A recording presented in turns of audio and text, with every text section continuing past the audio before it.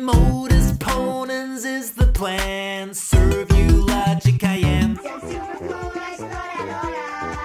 I wanted to give my thoughts on God and my experiences, and I wanted to share with you why I believe that God exists. Now, before I give you the reasons why, I want to say that it's okay to believe whatever you believe, unless those beliefs would cause you to harm others or yourself, because beliefs do not exist in isolation. They can affect you and people around you, as well as animals and insects and creatures and houses and property, but whatever. Want to hear what I have to hear, then stay tuned. So I grew up Catholic. My parents were Catholic, family was Catholic. I went to Catholic school my whole life, except for college. Church every Sunday, that whole thing. And I believe that is one of the reasons why I believe in God.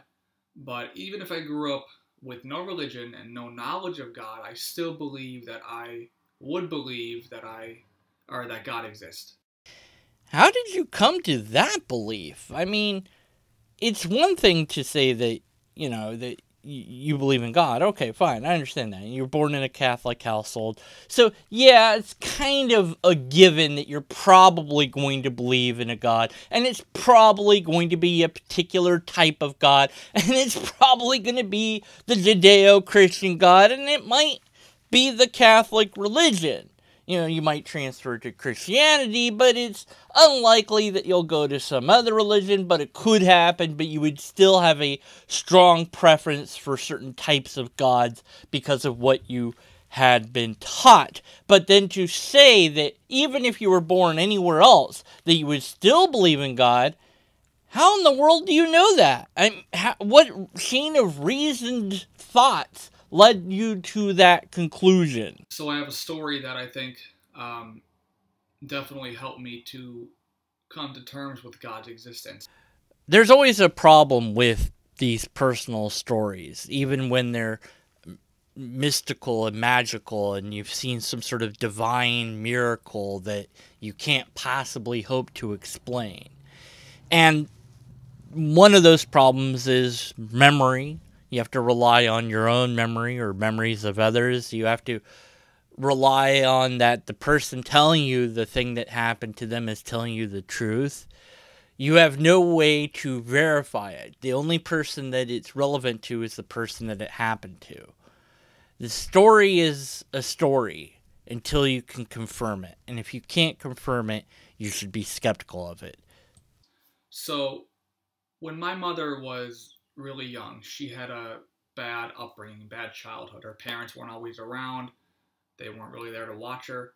But one day, I think she was 5 or 6, she told me, she was playing outside and she came across this snail, okay? And she watched it for a little while, she observed it. But after a while, she just got curious and she just stepped on it to see what happened, and she squished it and killed it. And like I said, her parents weren't around. They didn't really teach her right from wrong. But she told me right after she squished it, she immediately felt bad. She knew it was wrong to do, even though previously she'd had no prior feelings or experiences with that. She knew instantly that it was wrong to do. And for me, that helps prove God's existence, okay? Let me explain. Okay. You went from Snailicide, which I freely admit I disapprove of as a sentient snail, to God. It's a bit of a jump, don't you think? Might be a good way to start a motor code, not killing snails, or at least the sentient ones. But I'm not quite sure how you get to God from there. At birth, I believe that we all are born good, with good intentions and a good heart. Well, let's see what the Bible has to say about that. Nom nom nom nom nom. Psalm 51:5 says, "Behold, I was brought forth in iniquity, and in sin did my mother conceive me." In Ecclesiastes 7:20 it says, "Truly there's not a righteous man on earth who does good and never sins. Romans 3:23, for all have sinned and fall short of the glory of God. In Genesis 8:21, God himself says that he would never again curse the ground because of man, for the intention of the man's heart is evil from his youth. 1 John 1:10 says, if we say we have not sinned, we make him a liar, and his word is not in us. In Job 15:14 says, what is man that he can be pure? Or who is he born of a woman that can be righteous? But I can understand your confusion. After all, Ezekiel 28:15 does say that you were blameless in your ways from the day you were created till unrighteousness was found in you. So, but that's not a contradiction. It's just that you, wait, maybe there's a thing that it's in context in the original, and if you carry the 1 and subtract 5, it makes sense. You could argue that people are born evil, and I don't, like I said, I have no proof. These are all my own experiences, my own guesses, my own beliefs. Why rely on your own beliefs and ideas? Why not explore what information is out there? You have a computer at your disposal. You have the internet to look up all sorts of information. You could go to the library, get some books on different subjects. There's philosophy, there's science. Why just stick with your own personal ideas and beliefs? It just doesn't seem like a very good way to come to a conclusion. So I believe that we are all born with morals. But if that was true, we wouldn't have to teach any behavior at all. But the thing is, we do teach it, whether we know it or not, because observation is what the young mind learns by.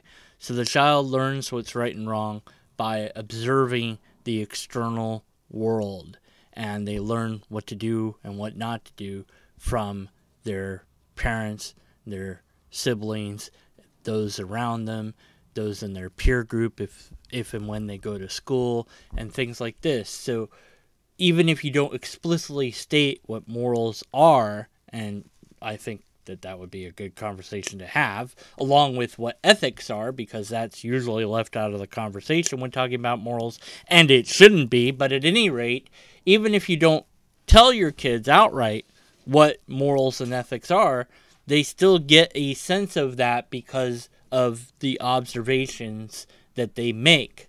But it's not true that we have these from the very start. Good and bad morals. It's kind of like animals, how animals have instincts. They know how to hunt, and they know how to take care of their own kids naturally at birth, right? So I believe that's the same with us. Yeah, look at those great instincts of that kid there. Boy, that's good instincts. Nothing dangerous happening here. Yeah, look, another kid. Yeah, that's perfectly safe. Good instincts there, yeah. Babies on the Brink is a link that you'll find in the description below that will lead you to a video where they explain baby crawling by doing different experiments. It's extremely cute and fascinating, not only in teaching how science can update itself, but also teaching us about ourselves. And it reinforces the point that I was making. We're not really born with these instincts. We have to learn to crawl. When you first start crawling, you don't know to avoid ledges, for example, and that's shown in these studies. But that's something that as they gain more experience crawling, the baby starts to probe and see what they can and can't do. So it's not something just ingrained in them. It's something that they have to learn. But to be fair, Born Good, Babies Help Unlock the Origins of Morality, link in description, does show that babies do learn morals very, very early. At least that's somewhat indicated in these studies. Now, how in-depth these studies are, I don't know. Just like I don't know with the other one how in-depth those studies are. And science is self-correcting, so these studies might not be done the right way. There might be a better way to do these studies, and ultimately we do have a problem in that we cannot ethically have a control. We can't have a baby that was raised without any parents or people to care for that baby around. That's just not something that we would ethically do. So we couldn't know if somebody just had natural morals. There'd always be someone around to influence that baby. So it just might be that babies catch on to morality very quickly thanks to the quick observational skills. Or maybe you're right. We have it from the get-go. But there's no test to show that that's the case. There's not enough development cognitivity to a certain point, and by then the baby's already been around people. So they've already had a chance to observe behavior, and they've already had a chance to assimilate that knowledge and then duplicate that behavior. Is that ingrained, or is that just learned?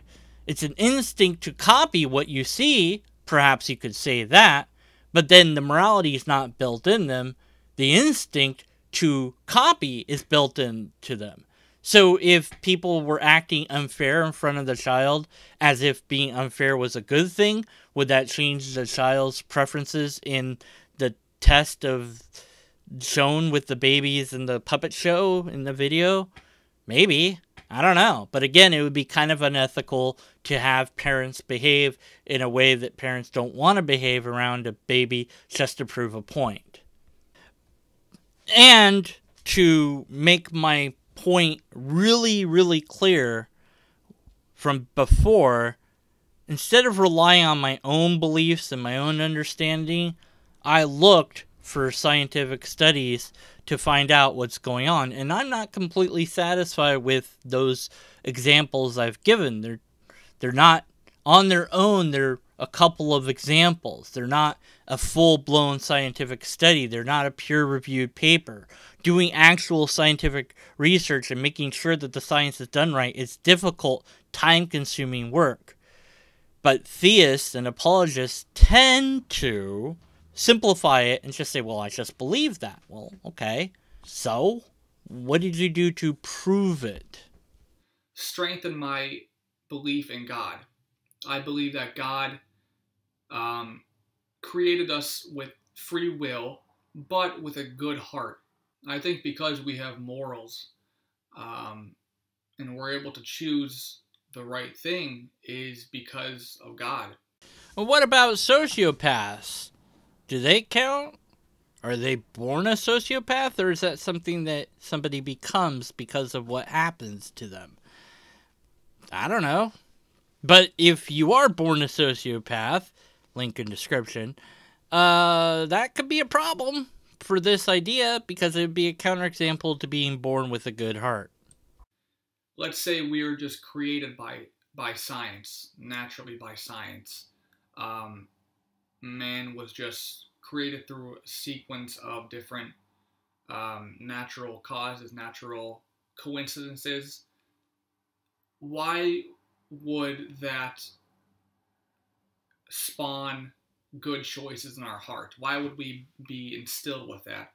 I think that God put those things in us because that's how he was, and that's how he wanted us to be. So, just because you don't understand how the natural world could give rise to morality doesn't mean that the answer is then God. This is an appeal to ignorance. I don't know, therefore X.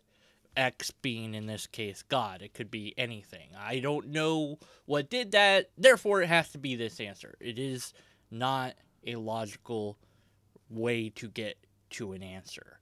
Now, of course, science is the study of the natural world. It is not a thing that does stuff. So that was why I put question marks on you when you were saying that, 'cause it just doesn't follow. So biological evolution is what you would have to study to understand how we got to where we are. And part of that is that morality is something that arises with society. Now, that might require some psychological study as well to understand better. But basically, the societies that didn't have good morals, the ones that the morals don't really work to allow the society to thrive and prosper, that society would die out. And so those morals would die out with them. That doesn't mean that it will always be good morals that survive. It just means that the morals that are more tuned towards societies that thrive will survive. So that's a good explanation of why we have morals that are generally more beneficial than not. We do have some morals and ethics that aren't beneficial for society as a whole, but more beneficial for the individual, perhaps. So those kind of are part and parcel of the traits that survive because evolution hasn't weeded them out yet, so to speak, or maybe they serve a secondary need for survival. Like selfishness is something that makes sense. You have to be a little bit selfish to survive for yourself before that you can then give away that selfishness by cooperating with others. So both of them has to be present. But there are people that ignore this idea, and there are people born without this idea. So those are contra to your point that we're born good. There wouldn't be bad people if we all just knew how to behave. You'd have to think that they knew that it was wrong to do it, but they did it anyways. It's more like they did it because they thought it was good, or they were forced to do whatever it was, or they went along with doing whatever it was because it seemed like the only choice to make or the right choice to make. There's a lot of psychology there that you're just ignoring to get to this conclusion. I feel like the most common argument against the existence of God, people always say, is if he's supposed to be all good, all knowing, all powerful, all caring, then why does he allow things to happen like natural disasters, hurricanes, earthquakes, cancer, sicknesses, illness? Why does he allow those things to happen? And for me, that's a good question. It's hard to explain, and I can't explain that fully because I don't have evidence. I don't have all the facts. It's not proven. It's just what I believe. And the best way I can wrap my mind around it and explain it is, okay, so here's my phone. Okay, on my phone. Let's use the example that my phone represents us as humans, and it represents everything we know to be true and believe in our minds. It's our Earth. It's the planets, the stars, it's everything, the universe, it's our mind, it's our explanation, it's our imagination. Okay, so that's everything we know in our life, okay? Then you have this candle, okay? Just a random thing to represent. This candle is God, okay? This candle is not near our phone, not on top of it, not underneath of it. It's nowhere near it, okay? This exists and this exists. God, us. Okay, so for me, God exists out of our mind of imagination. He exists out of our realm of possibility. We can't even begin to fathom the reasons why God does things. Okay, I believe everything happens for a reason in life. That reason I'll never know. It's just how it is. It's understandable that you don't know how to resolve this classical argument because I don't think that there is a logical way to resolve it. But you did kind of outline the argument from evil incorrectly in that the argument is that God loves us and has power to change how things happen. So a volcano erupts and all these people are going to die because of it. And God allows them to die. But if the same volcano erupts and we can save those people, we go and save those people. Because that's the right thing to do. Because we care about those people. Or even if we don't care about those people, we recognize that life has some value. And we don't want them to needlessly die. If we sat back and did nothing where we could have saved them, we would be considered bad for doing that. So wouldn't God be the ultimate bad if it just does nothing when all these terrible things happen to people? It could easily prevent it. It could change things. It could teleport those people somewhere else. It could make it so the volcano didn't erupt, or that it erupted but didn't hurt anybody. There's all sorts of solutions for that problem that God could do, but doesn't. Humans do. And humans love or like or tolerate each other and help each other, yet this God doesn't. So the thing forms a contradiction where you have to either say that God isn't truly all loving, or isn't truly all powerful, or both, or maybe God doesn't exist. One of those would be an answer. Of course, the theist that wants to believe in God can't give those answers if they want to maintain the particular type of God concept that they have, so have to appeal to mystery and say, well, we can't understand God. But of course there's problems with that, because if you can't understand God, then how do you know that God is beyond understanding? How do you know anything about God if you can't understand God? Well, you can understand some things about God, but that's not what you said. You said that God is separate from us. Well, if it's so separate from us, then how do we know that it's loving at all, or that it has any powers at all? How would we know anything about it? So there's logical contradictions here that theism is simply ill-equipped to answer.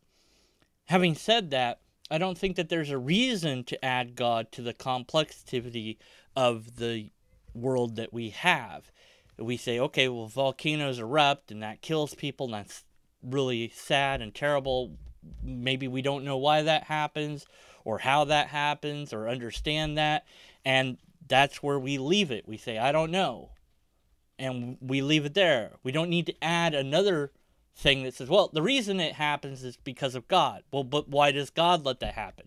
Well, I don't know. Well, just save a step. You didn't need to add God, because it really didn't answer the question. But of course, there is a way to answer the question with the natural world. We know the how of volcanoes, and where they're more likely to come about, and perhaps even when they're about to erupt. And there's all sorts of things we can learn about them to ensure that we make people safer that are living near them. Although why you would live near a volcano, who knows? But you know, if that's where you happen to live near one, okay, we know when it's gonna erupt, or we know when it's about to, get into problems or whatever, and we have an evacuation planned, and all these things that can save lives. But we're limited, yet we still seek the knowledge to understand how to do those things to save lives. Yet a all-knowledgeable thing that's above us doesn't do any of that, and doesn't even tell us how to do any of that. It's just too much to really consider that there would be an answer for why people are dying. Even if you want to say, well, there's an afterlife. Okay, so there's more problems there, because people that don't believe in the particular type of God, at least for within Christianity, don't get to go to heaven. So they die here on earth, and then they get tortured in hell because they believed in the wrong God, or didn't believe in God at all. That's not really fair. Maybe you don't believe in hell. Okay, then they just die. They don't get heaven. Well, what was the point of that? Only if they believe the right thing did they get the bonus extra afterlife. It's just incoherent, no matter how you try to sort it using logic. But of course, this is a belief, and so it falls outside of the venue of logic. And for me, the fact that God exists out of our own mind is reason why he exists, why he's real. For me, I I wouldn't want to worship a God that has to conform to our rules and our explanation, you know? So if God turns out to be mundane and explainable, then you wouldn't worship God even though it existed?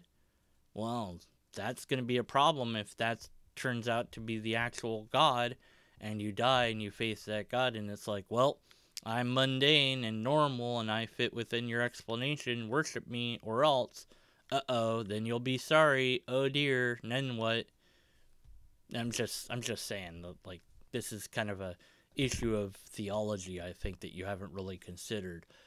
I don't know why you would worship anything at all, but why would you constrain your idea of what you will worship to what you think God might be when you don't really know that that is what God is?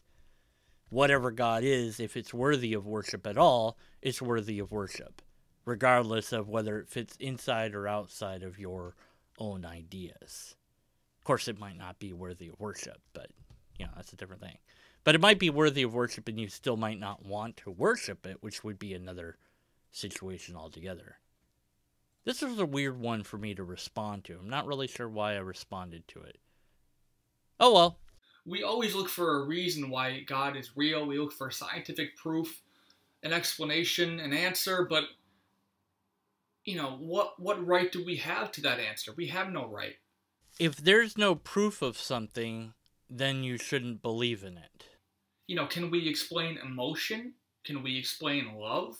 Can we explain why we feel guilty? Or it's like all these different emotions we feel, we can't explain those with tangible evidence why we feel that way. We just can't. Well, actually, we can. But maybe you can't because you haven't investigated the answers to those questions. Emotions are chemical reactions that occur in our brain. And the reason why we have different emotions is because of external stimuli that produce those chemical that then create those emotions in our brain. So there is an answer for it, but the answer lies in science. Rather than rely on your own beliefs and your own ideas, why not investigate the things that you don't know to see if there is an answer for them? I think that this video that you've done will bring you a lot of responses, possibly, hopefully. Hopefully I help that endeavor. And I think there's people that will give you a lot of answers to these questions that you have. Whether or not you accept those answers is a different story, but I would implore you to investigate your ignorance so that you don't remain ignorant. Now, you have some more to say, but I think that I've covered everything that I want to cover. You have a belief statement, so because of that, you don't really have the burden of proof. You don't need to prove any of your assertions are correct. You do just believe X, Y, and Z, and you don't need to prove that any of those things are true. But you did try to explain why you believe these things, and I wanted to explain why your logic is flawed. And hopefully that will cause you to investigate ideas that you do not understand. It will hopefully cause you to learn logic and science and to investigate your own religion and understand it better than you do now. It seems to me that right now you don't really know a lot of these things and you're, I don't know, happy with your ignorance perhaps, or maybe you're not happy with your ignorance. I don't know, but I hope that you don't stay satisfied being ignorant. But for now, you haven't offered us any evidence or any reason to believe what you believe. And so, because you have not done that, we have to be skeptical of your conclusions.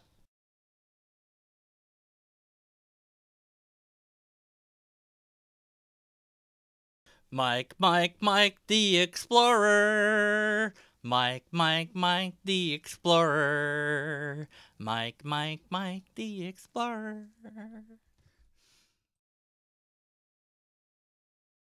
Swiper, no swiping. Swiper, no swiping. Swiper, no... what am I doing with my life?